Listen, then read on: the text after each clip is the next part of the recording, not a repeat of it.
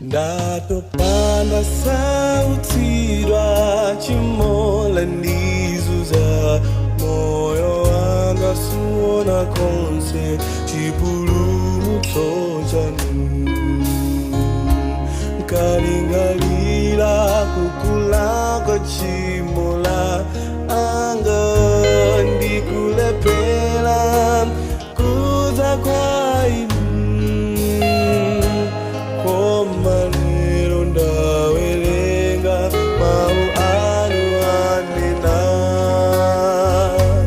mwana wanga osochera bwera kwanu.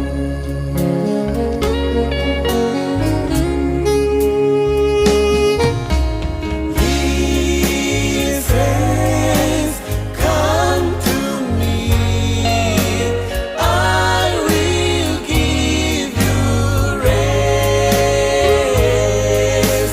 He says, come to the Lord, I will give you rest.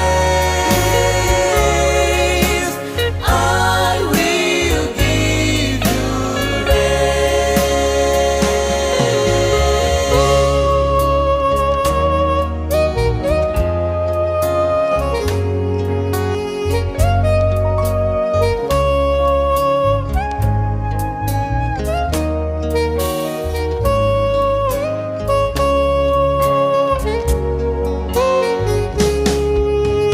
kana chimongi kululinga kanganulidwe palibe chimo Yesu sangakhululuke izampanda wake lutsukirwe ndi mwazi wake nuyelewo